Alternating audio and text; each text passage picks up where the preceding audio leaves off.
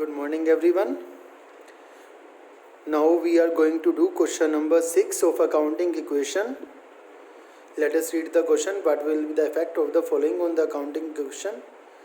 First of all, हमें accounting equation का pro forma बनाना है. क्वेश्चन नंबर 6 आप सभी जानते हैं कैसे बनेगा. अकाउंटिंग इक्वेशन आपको यहाँ पर लिखना है मिडिल में. अपनी नोटबुक को हॉरिजॉन्टली पकड़ना है. ठीक है. सबसे पहले आएगा assets, then liabilities,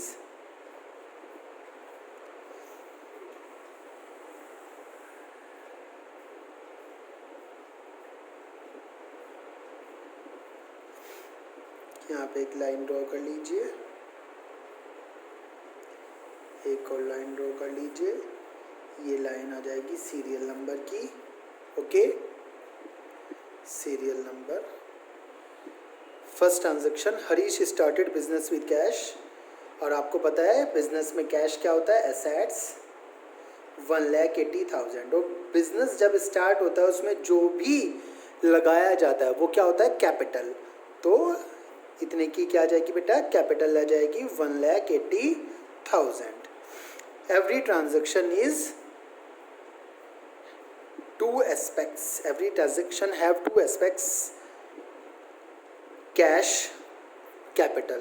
Assets is equal to liabilities. Both are equal after every transaction. Okay, her transaction के बाद assets liabilities equal होंगी and have dual aspects. दो aspects होंगे. ध्यान रखने वाली बात यही है. Second transaction, purchase goods for cash 60 and on credit 30.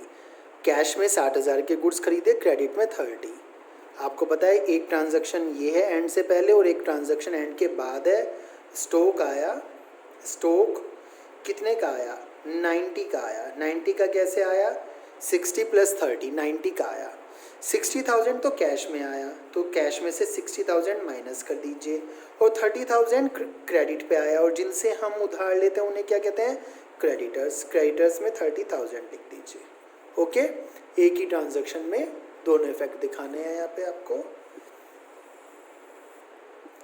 Late us total 180 - 60 1,20,000 plus 90,000 1,80,000 plus 30,000. Okay, now what they are asking for. Sold goods for cash 40 costing 24,000. Cash में बेच दिए 40,000 के गुड्स, कॉस्टिंग 24, जिनकी कीमत कितनी थी 24. तो थर्ड ट्रांजैक्शन क्या है, 24,000 के गुड्स सोल्ड कर दिए. 24,000 के गुड्स गए आपके पास से. और फॉर कैश, कैश में बेचे कितने के, 40,000 के कैश में बेचे. तो 40,000 कैश आ गया आपके पास, प्लस हो गया 40,000. 24,000 वाले जब 40 में सेल हुए तो आपको प्रॉफिट हुआ. कितने का प्रॉफिट हुआ, 16,000 का प्रॉफिट हुआ. और प्रॉफिट कहाँ प्लस होता है आप जानते हैं अच्छी तरह, कैपिटल में प्लस होता है. ठीक है, बाकी जगह डैश लग जाएगा, कोई भी इफेक्ट नहीं आएगा. 120 + 40 1,60,000 का कैश हो गया. 66,000 का आपका स्टॉक आ गया. 1,96,000 की आपकी कैपिटल हो गई. और 30,000 के आपके क्रेडिटर्स हो गए. फोर्थ ट्रांजैक्शन में रेंट पेड 5,000 का रेंट पेड करा. बेटा जब रेंट पेड होगा तो आपके पास से कैश जाएगा 5,000 का, सिंपल सी बात है. और रेंट क्या एक एक्सपेंस है, तो कैपिटल में से भी माइनस हो जाएगा. सबसे पहला तो ये इफेक्ट. और बाद में दिया एंड रेंट आउटस्टैंडिंग 2,000. आउटस्टैंडिंग का मतलब क्या होता है, आउटस्टैंडिंग का मतलब होता है due but not paid. Due but not paid. आपके ऊपर बकाया तो है बट आपने अब तक चुकाया नहीं है. आपको देना तो आज ही है बट आप अभी तक दे नहीं रहे हैं. आउटस्टैंडिंग हो गया, आपके सिर पर बोझ हो गया, कर्जा हो गया. तो बेटा रेंट आउटस्टैंडिंग जो है ये 2,000 का, ये क्या करेगा, आपके सिर पर का खर्चा हो गया तो आपकी कैपिटल को माइनस कर देगा. किसको माइनस कर देगा, कैपिटल को, क्योंकि खर्चा तो है ना. और ये आपकी लाइबिलिटीज़ में आ जाएगा। कहाँ आ जाएगा? लाइबिलिटीज़ में आ जाएगा कि आपने अब तक चुकाया नहीं है। लाइबिलिटीज़ में 2000 रुपीज़ आप लिख देंगे कि आप अपने सिर पर लेके बैठे हैं, आप अब तक चुका नहीं रहे हैं, तो ये आपकी लाइबिलिटीज़ में जुड़ जाएगा। फिर दोबारा से बता रहा हूँ, क्योंकि खर्चा होना था आज की तारीख में ही, तो एक्रूअल कंसेप्ट कहता है क्योंकि आज की डेट में ही ये खर्चा होना था, इसे खर्चा मान लो, कैपिटल में से माइनस कर दो। बट आपने क्योंकि चुकाया नहीं है तो ये आपकी लाइबिलिटी में दिखा दिया 2000 रुपये आउटस्टैंडिंग। बाकी किसी भी जगह कोई भी इफेक्ट नहीं है। बैलेंस कर दीजिए। 160 minus 5 1,55,000 plus 66,000। 196 minus 7 1,89,000 plus 30,000 plus 2,000। ठीक है। इसके बाद क्या चीज़ दी हुई है क्वेश्चन में? Sold goods on credit 50,000, credit में गुड्स बेच दिए 50,000 के, कॉस्टिंग 38, जो कि आपको कितने के पड़े थे? 38 थे।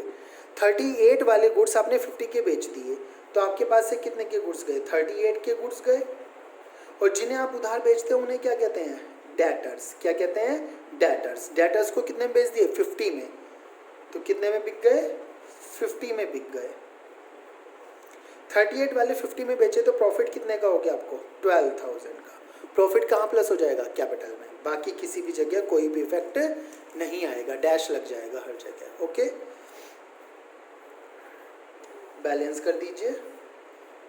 1,55,000 की आपकी कैपिटल हो गई। 66 माइनस 38 28,000 के आपका स्टॉक हो गया।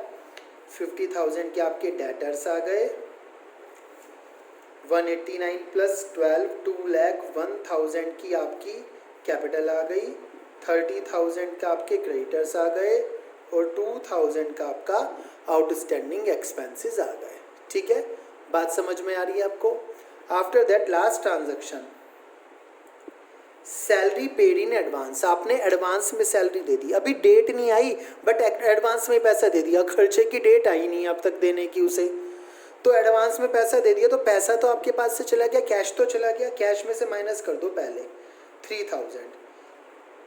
अब खर्चा नहीं आया, यदि खर्चे की डेट आ जाती तो हम कैपिटल में से माइनस कर देते, बट जब तक वो डेट नहीं आती जिस दिन हमें पे करना था, एडवांस में पे करा है क्योंकि, तो तब तक ये आप कहाँ लिख लेंगे? अपनी एसेट्स में लिख लेंगे और इसे बोलेंगे प्रीपेड। क्या बोलेंगे? Prepaid expenses. प्रीपेड किसे कहते हैं बेटा? प्रीपेड बोलते हैं पेड इन एडवांस। अच्छी तरह जानते हैं आप सब। प्रीपेड सिम खरीदते हैं, उसमें पहले रिचार्ज कराना पड़ता है, पेड इन एडवांस पैसे डलाते हैं तब चलता है, तो वही प्रीपेड है। और ये प्रीपेड कितना कर दिया आपने? 3,000 का प्रीपेड कर दिया। ठीक है, बस इसका बैलेंस कर लीजिए। कैश कितना आ गया? 1,52,000। 28,000 का आपका स्टॉक, 50,000 का आपके डेटर्स, 3,000 का आपका प्रीपेड एक्सपेंस, 2,01,000 का आपका कैपिटल, 30,000 के आपके क्रेडिटर्स और 2,000 का आपका आउटस्टैंडिंग एक्सपेंसेस। और इस तरह से आपका ये वाला क्वेश्चन क्या हो गया? कंप्लीट हो गया। ठीक है, ध्यान देने वाली बात है, हर ट्रांजैक्शन के बाद assets is equal to liabilities होगी। आपको बस यही याद रखना है। ठीक है, कभी भी ये वाली बात नहीं भूलनी है। इस क्वेश्चन में आपको कहीं भी कोई भी प्रॉब्लम हो, you can ask me any time. Okay, thank you.